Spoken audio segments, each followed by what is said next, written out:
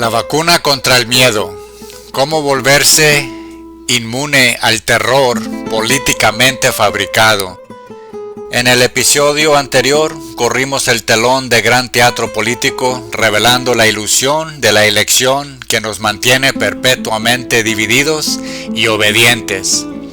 Pero una obra teatral necesita más que guión y actores, necesita atmósfera, requiere iluminación, sonido y una narrativa que atrape al público, manteniéndolo en estado de suspenso y aprensión.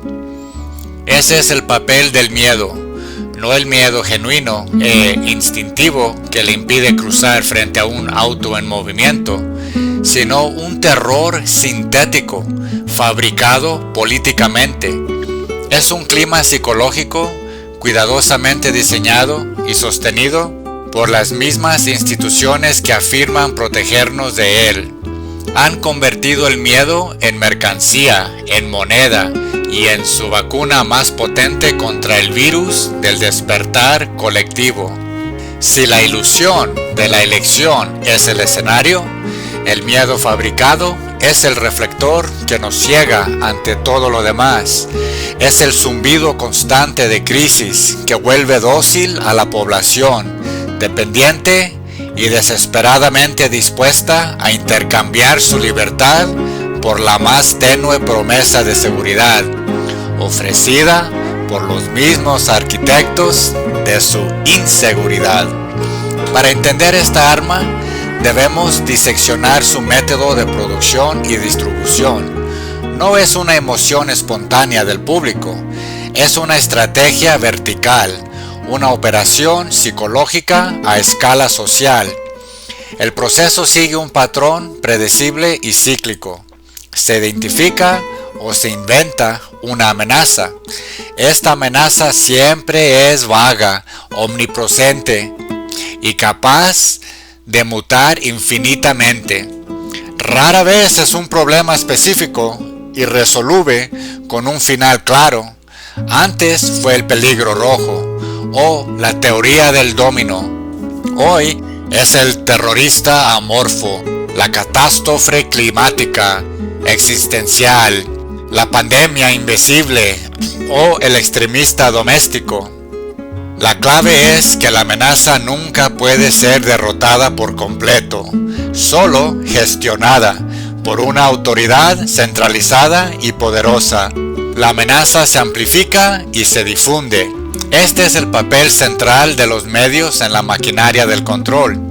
El ciclo de noticias 24/7, los algoritmos de redes sociales y los comentaristas inflan el núcleo de una amenaza hasta convertirlo en una narrativa omnipresente de desastre inminente. A través de la repetición, imágenes sensacionalistas y frases de expertos crean un campo de distorsión de la realidad donde la estadística raro se percibe como inminente. Un evento trágico se convierte en epidemia nacional. Una nueva cepa viral se presenta como plaga planetaria. La amplificación no es informativa, es emocional.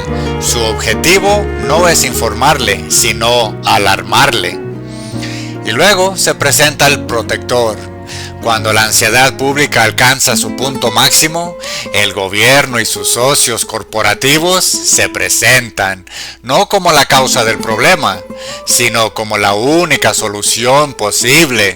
Se muestran como los pilotos valientes que pueden navegar cualquier tormenta, los doctores sabios que pueden administrar la cura. El mundo es muy peligroso, dicen, pero tenemos un plan. Entréguenos más poder, renuncie a más derechos, acepten este nuevo programa de vigilancia, esta nueva guerra, esta nueva vacuna, esta nueva regulación, todo por su seguridad. Y ahí vamos. Tenemos un ejemplo específico y atemporal, la narrativa de seguridad nacional. Una operación encubierta en el extranjero sale mal, generando represalias.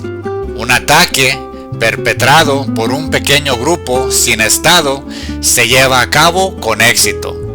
El público está aterrorizado, enojado y vulnerable. La maquinaria se activa. Los medios transmiten el horror en bucle. Políticos de ambos partidos aparecen en la pantalla, solemnes y resueltos, hablando de un eje del mal y un choque de civilizaciones. Introducen legislación radical como la ley patriota o nuevas autorizaciones para el uso de la fuerza militar, que les otorga poderes sin precedentes para espiar ciudadanos, detener sin juicio y librar guerras interminables.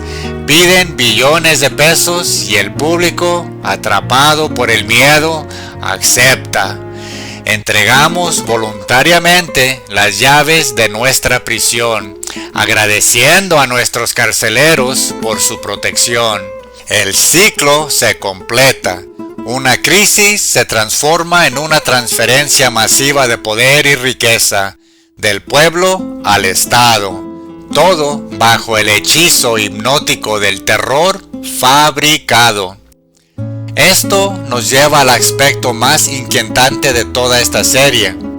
Cuando el patrón es tan claro, tan históricamente repetitivo, ¿por qué permitimos que nos aterroricen una y otra vez hasta someternos?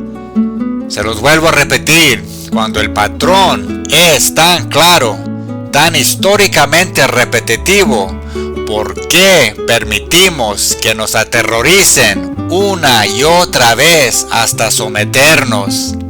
Se los vuelvo a repetir, cuando el patrón es tan claro, tan históricamente repetitivo, ¿por qué permitimos que nos aterroricen una y otra vez hasta someternos? El secuestro biológico. Nuestro cerebro tiene un circuito antiguo y poderoso para el miedo. La amígdala está diseñada para peligros inmediatos y letales, como un depredador en la selva. La máquina del miedo secuestra este circuito con maestría. El bombardeo constante de titulares alarmantes e imágenes gráficas mantiene la amígdala en estado de activación baja, relegando nuestras funciones cognitivas superiores como la razón y la lógica, el pensamiento crítico, planificación a largo plazo, a un segundo plano. Nos volvemos reactivos, emocionales y tribales, el estado mental más fácil de controlar. Pensamos con la parte equivocada del cerebro. El miedo agota. Vivir en ansiedad constante es cognitivamente drenante. El sistema nos ofrece una salida fácil. Deje de preocuparse, permítanos encargarnos. Nosotros somos los expertos. Continúe con su vida y confíe en nosotros para gestionar el mundo peligroso. Es una oferta seductora.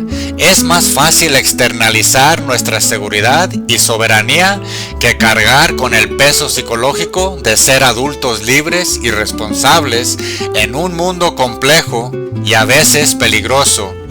Cambiamos el peso difícil de la libertad por las cadenas cómodas del paternalismo. Nos volvemos adictos al drama. El estado constante de emergencia nos da propósito, un enemigo claro y la sensación de formar parte de una lucha histórica. Nuestras vidas, que a veces se sienten mundanas y vacías, se llenan de importancia cósmica. Ya no somos solo oficinistas o padres, somos soldados en una guerra contra el terror, una pandemia o el cambio climático. Cuestionar la narrativa no es solo disentir políticamente, es amenazar ese nuevo sentido de propósito. Romper el hechizo es volver a la ansiedad silenciosa de una vida ordinaria. Somos adictos al miedo, porque somos adictos al significado que nos da. La salida no es encontrar un mejor protector, sino desarrollar un sistema inmunológico, psicológico, tan robusto que el virus del miedo fabricado no pueda arraigar. Debemos administrarnos una vacuna contra el miedo. Realice una auditoría radical de su dieta informativa. La máquina del miedo necesita su atención para sobrevivir. Retírela. Apague los canales de las noticias 24/7. Deje de seguir cuentas que trafican con indignación y pánico. Cure su consumo informativo orientándolo hacia fuentes analíticas, no alarmistas, que ofrezcan datos, no solo drama. Reconozca que las noticias no son un servicio público, son un producto, y su ingrediente principal es su miedo. Este es el antídoto intelectual contra el secuestro de la amígdala. Cuando le presenten una historia aterradora, deténgase y pregúntese cuál es la probabilidad estadística real de que éste me afecte a mí o a mis seres queridos. El riesgo de morir en un ataque terrorista es muchísimo menor que en un accidente de auto. El riesgo de un desenlace grave por una pandemia para una persona sana suele ser mucho menos de lo que se presenta. Al anclarse en los datos, drena la carga emocional de la narrativa y la ve por lo que es, un riesgo inflado para beneficio político y comercial. Cuanto más capaz es usted, menos miedo tiene. Aprenda habilidades prácticas. Guarde alimentos y agua. Fortalezca relaciones locales con sus vecinos. Cuando sabe que usted y su comunidad pueden enfrentar interrupciones, apagones, desastres naturales, crisis económicas, la oferta del Estado como protector pierde su atractivo. Usted se convierte en su propio primer respondiente. Esta autosuficiencia es el acto de desafío más poderoso contra un sistema que exige su dependencia. Y la última dosis de refuerzo es interrogar constante la narrativa. Pregúntese, ¿quién se beneficia de este miedo? Siga el rastro del dinero y del poder. Cuando se declara una nueva crisis, observe de inmediato qué leyes se están aprobando. ¿Qué libertades se están restringiendo? ¿Qué presupuestos se están expandiendo? Cuando empieza a ver el patrón, que cada crisis lleva convenientemente a más poder para las mismas autoridades centrales, desarrolla una inmunidad poderosa. Ve los hilos del títere y la mano que lo está manejando.